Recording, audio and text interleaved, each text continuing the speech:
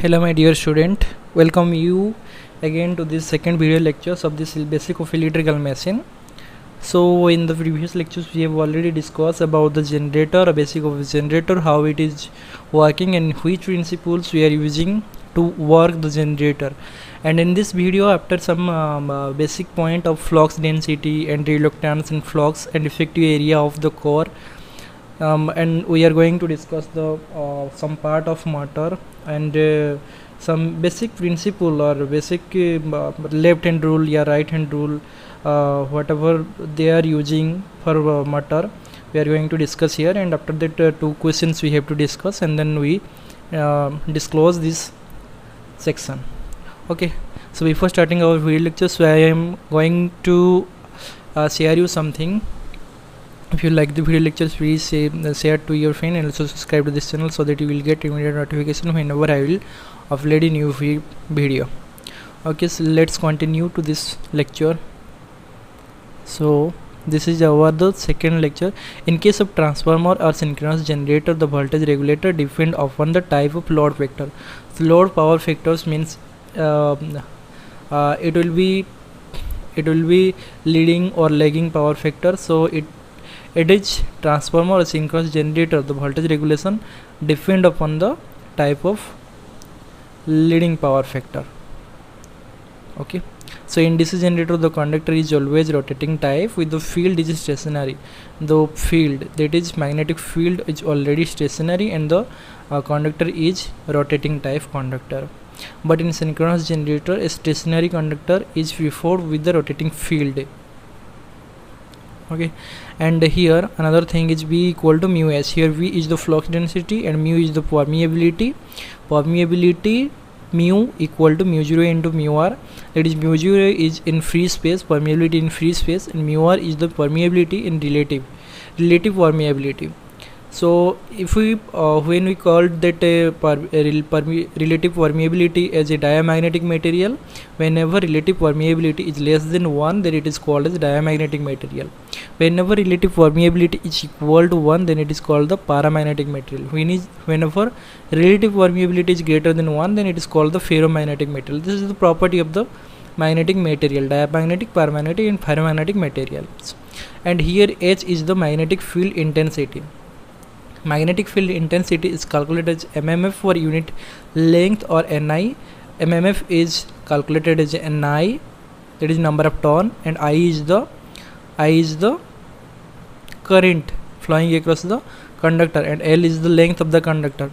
Okay, so here flux density is equal to permeability in free space and relative permeability into H is the magnetic field intensity. This is our formula of flux density. And we can also write here flux density as for normal flux divided by unit area, or we can say mu into H, or in H we can put that magnetic field intensity as a Ni divided by L, or mu Ni divided by L. So after that, if we transform this mu to a lower side, then it will be phi equal to, that is flux density phi equal to Ni divided by L divided by mu A. Okay, from this only. Okay, and or we can write Ni, we already know that Ni equal to mmf, magnetomotive force, divided by L divided by mu A is the reluctance. Okay, this reluctance we have separately here mentioned, that this is the reluctance. Here L is the length, that is mean or average length of the cross section of the conductor, or mu A, this is the area of the cross section. Mu is the area of the cross section. Okay, now let's come to a square type core. This is the limb. One side is x. If one side is x, then this square type limb area is x square. Okay, and the middle person to the inner side part, this distance is small s, and outer side distance is small s. If we take the meter here is 90, and this is 100, and this is the our arc, then length is 360 meter over this is 90 into 4. This is the mean length, this is our mean length, okay, or average length. If we take effective area, then 2 pi RL divided by rho. This is for our circular cross section. I mean this is the capital R, capital radius, and this is small radius or this diameter, okay, or x is the length of the cross section. Then area is pi into r square. This formula you have already know, I don't have to mention again. And length is a 2 pi r. This is the mathematical thing, you have to remember this thing. And effective area is equal to 2 pi RL divided by rho, okay. Here 2 pi RL is the pole arc and rho is the pole pitch, okay. Or pole cover how much percent of armature. So this is the periphery, we can say the periphery, the pole arc divided by pole pitch. Effective area is our periphery, so that is pole arc divided by pole pitch.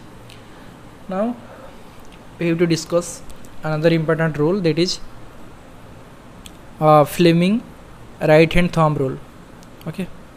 This is right hand thumb rule, or it is also known as the grip rule.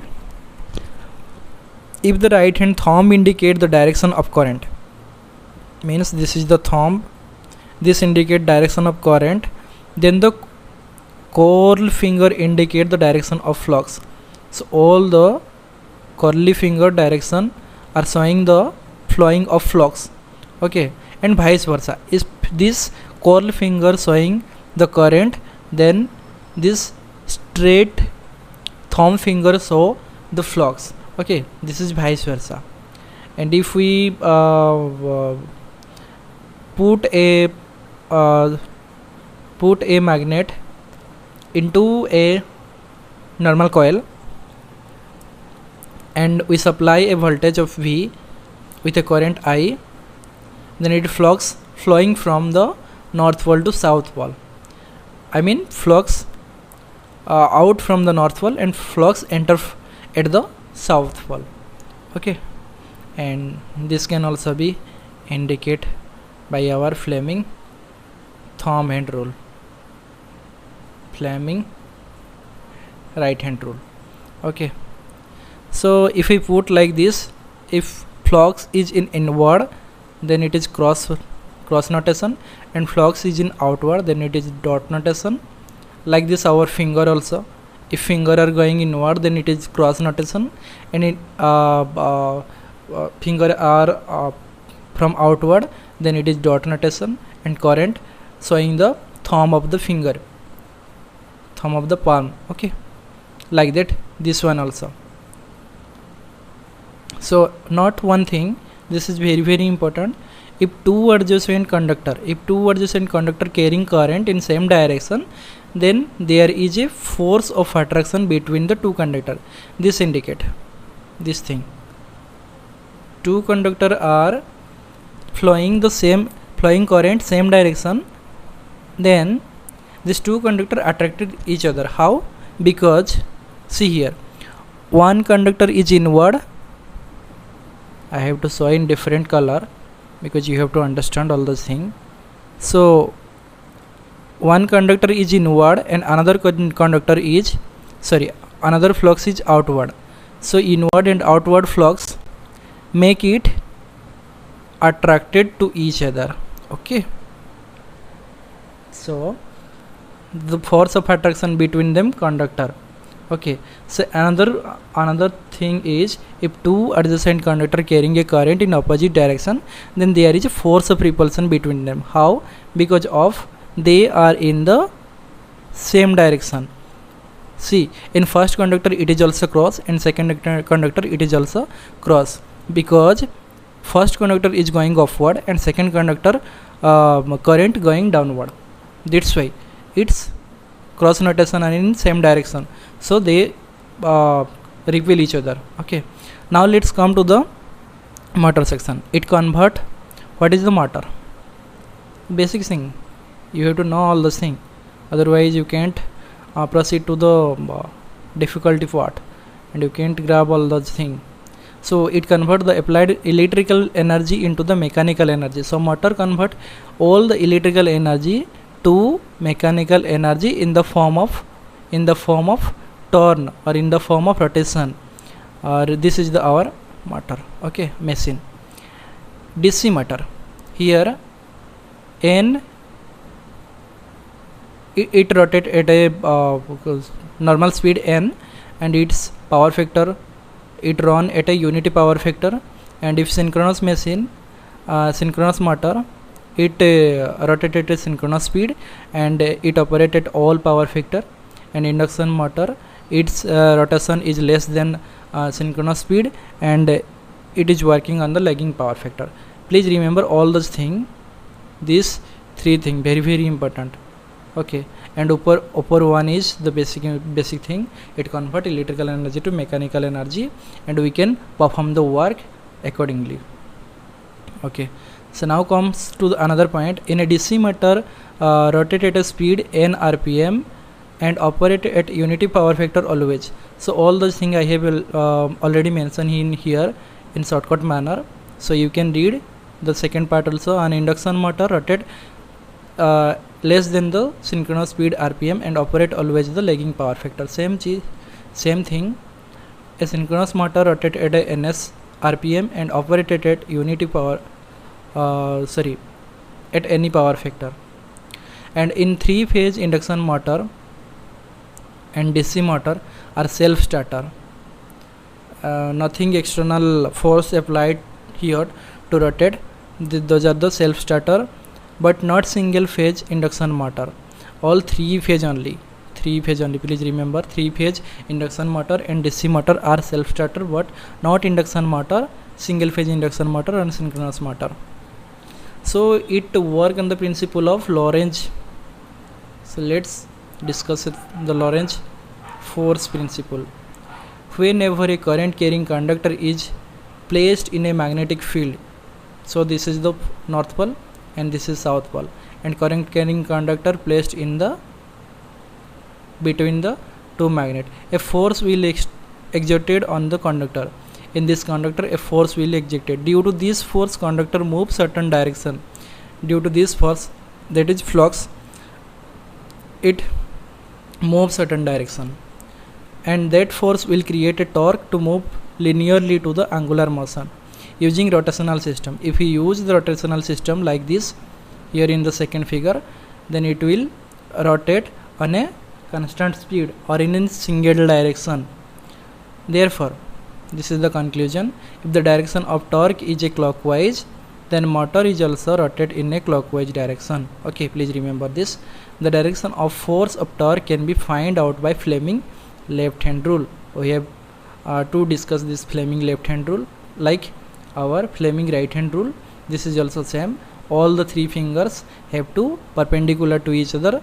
Then four finger indicate the fluxes, and middle finger indicate the direction of current, and the thumb finger indicate the torque. Okay, so this is all about the Fleming left hand rule, and there is a 2 questions. For the first question, for the figure shown below, the direction of motor is which?